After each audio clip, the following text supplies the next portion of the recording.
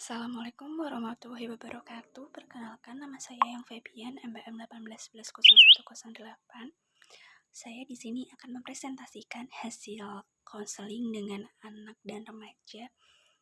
Di sini saya menjumpai konseli saat saya magang 3 di SMA Negeri 1 Tayu, dan anak merupakan tetangga desa saya, jadi saya sedikit mengenal tentang kehidupannya. Di sini anaknya bernama Adis dan dia mengalami permasalahan tentang kurang produktivitas atau tidak bisa membagi waktu. Jadi dulu Adis itu merupakan murid sebelum sekolah online. Dia itu merupakan murid yang aktif dan sering mendapatkan ranking 5 besar di kelas, dan dia merupakan anak yang cukup pandai di dalam kelas. Jadi dia itu saat sekolah offline tidak pernah mengalami permasalahan sama sekali.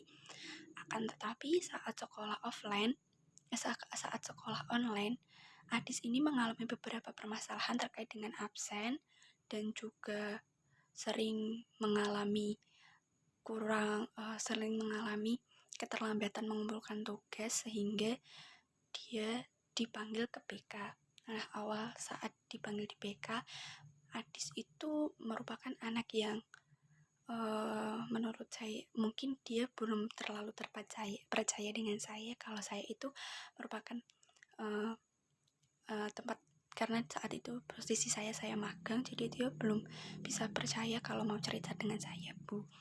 Lalu dia saat konseling itu dia kan ada permasalahan di sekolah karena dia itu sering absen, sehingga dia dipanggil ke BK.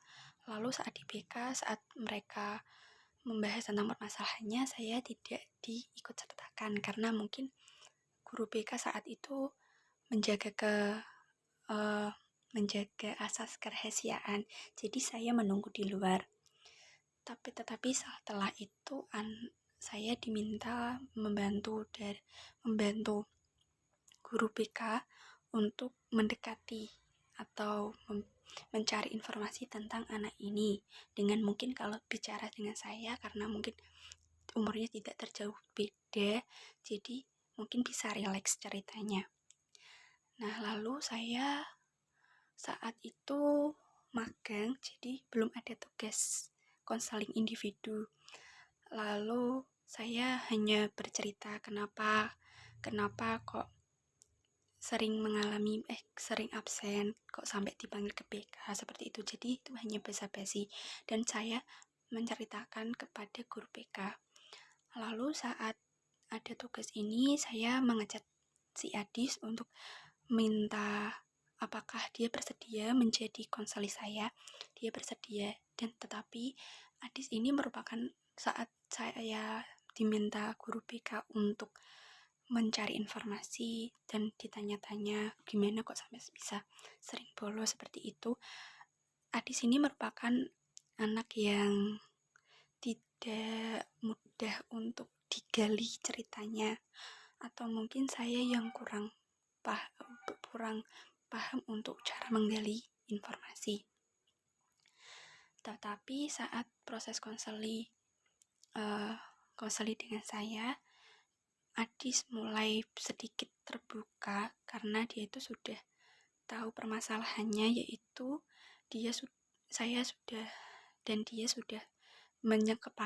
bersepakat untuk tujuannya itu adalah untuk merubah perilaku maladaptifnya menjadi adaptif, atau dia ingin menjadi produktif lagi,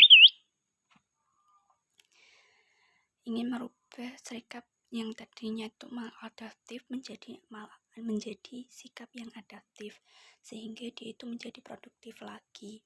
Nah, permasalahannya jadi kita sepakat untuk merubah itu, dan bagaimana cara kita untuk merubah sikap yang dulunya kurang baik menjadi baik lagi. Karena permasalahannya dia itu kurang bisa mengatur waktu saat sekolah online.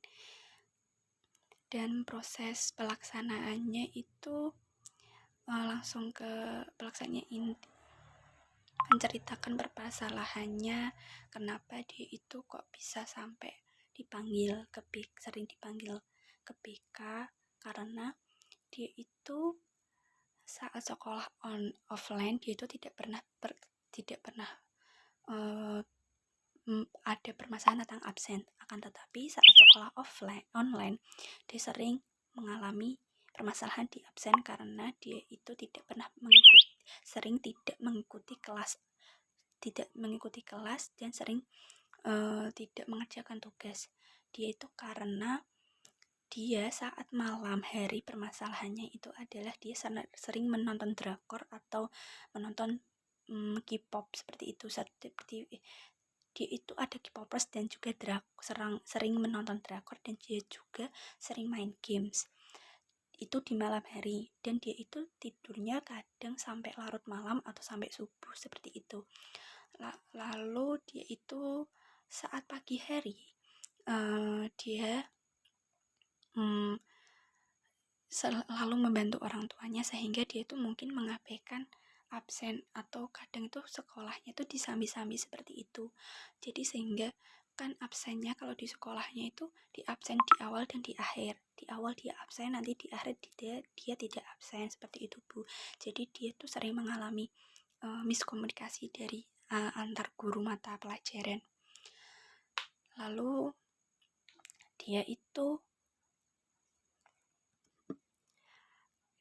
sering membantu orang tuanya di pagi hari. Nah, karena orang tuanya itu, mohon maaf karena orang desa nggih Bu, soalnya itu pandangan orang tuanya dolanan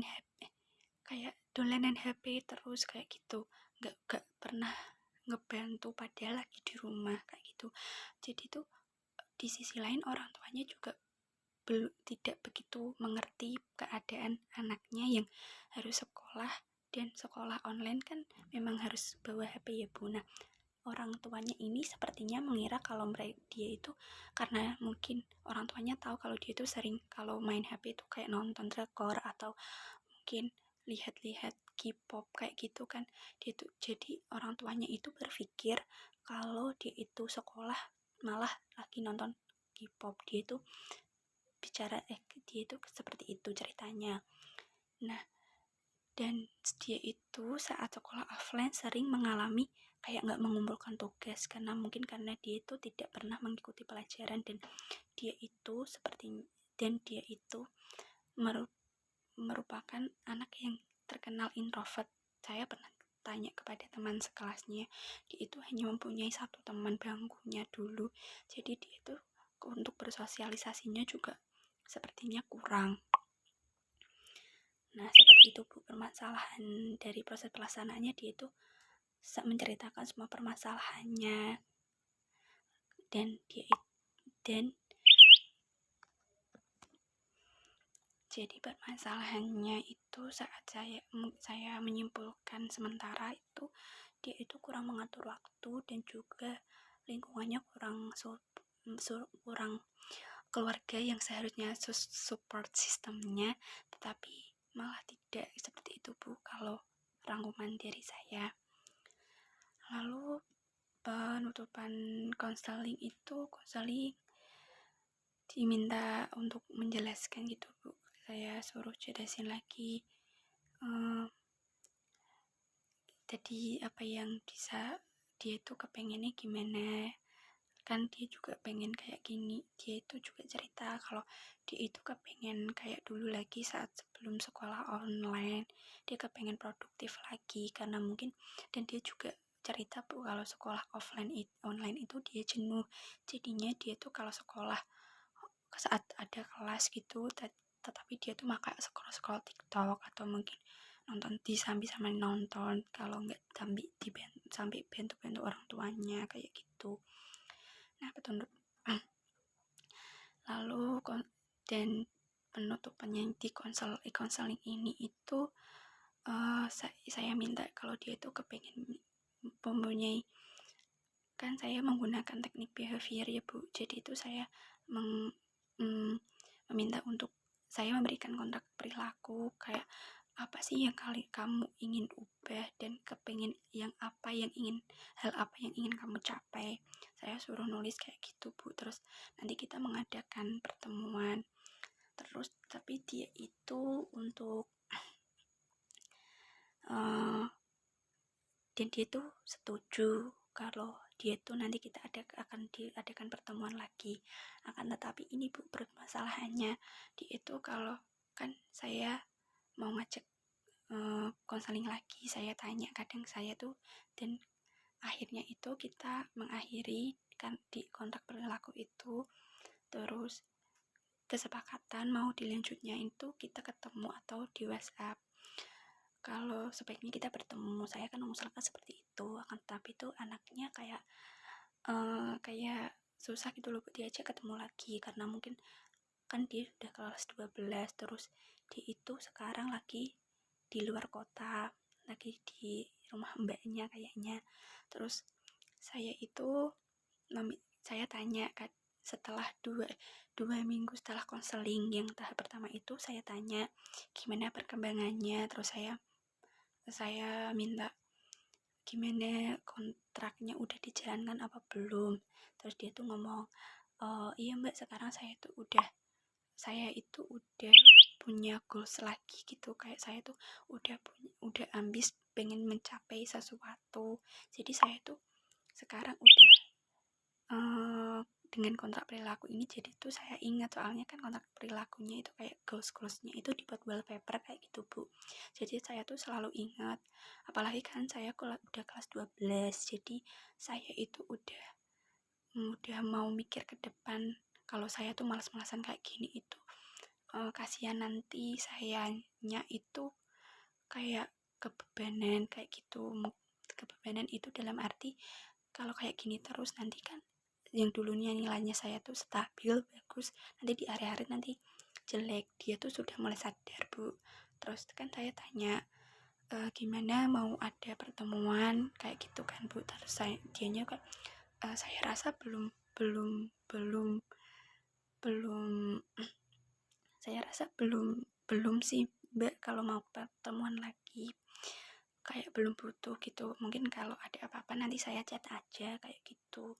Jadi yang tahap kedua itu kita nggak melakukan konseling sesuai dengan tahapan-tahapan, tapi kayak dia tuh cerita progresnya kayak gini. Tapi saya juga tanya sama ibunya kan, gimana Bu, karena saya tuh kenal, gimana Bu si Adis ini udah ada perubahan apa belum. Ya sekarang tuh dia tuh udah lebih kayak kayak aktif lagi, kayak dia juga sudah nggak sering dipanggil sama PK kayak gitu. Seperti itu Bu.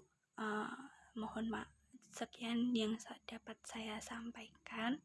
Apabila ada mungkin banyak salah atau mungkin tidak sesuai, saya mohon maaf yang sebesar-besarnya. Terima kasih. Assalamualaikum warahmatullahi wabarakatuh.